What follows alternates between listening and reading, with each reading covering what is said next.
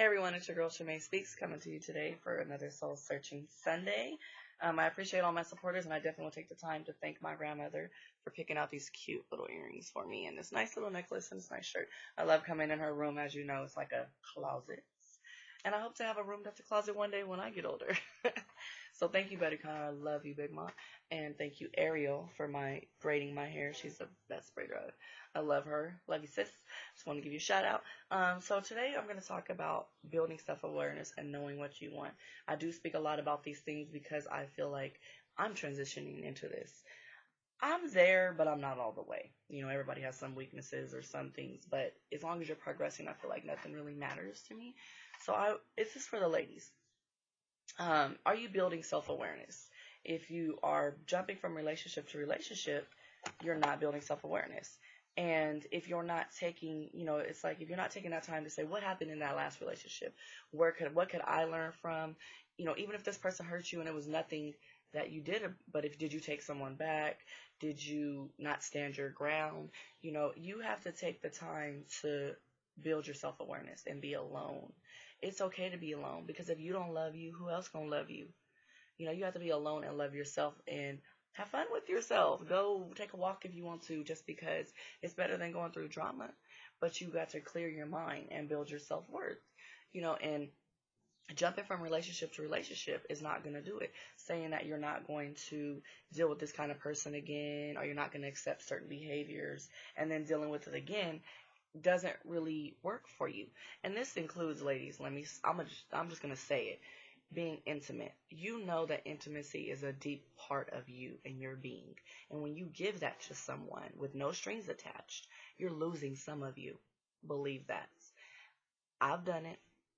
I'm not perfect, but I'm not going to put all my business out there because I've made mistakes. But I've done it. But I want to learn and grow from it. But I definitely learned from it a whole lot. It took me becoming a single mother to learn what things I was doing wrong. Would I take back my daughter? Not for anything in the world.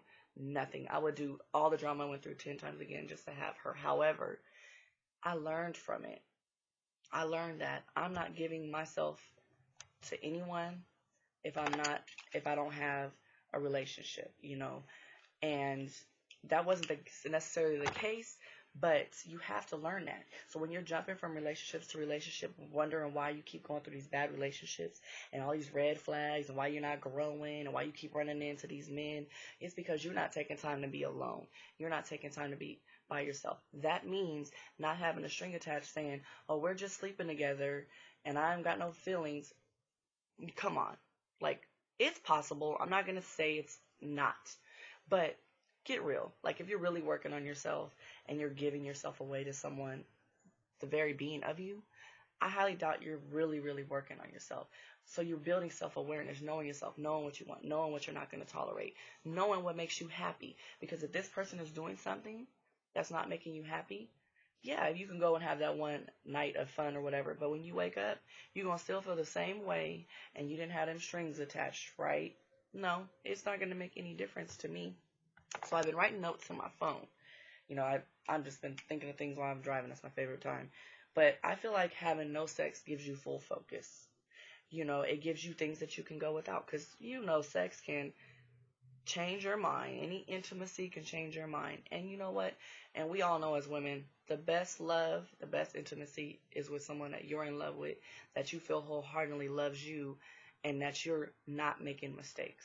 So save yourself, learn yourself, give yourself full focus before you jump into a relationship, and take your time. I know it's hard to take time because you get somebody and you're like, this is awesome.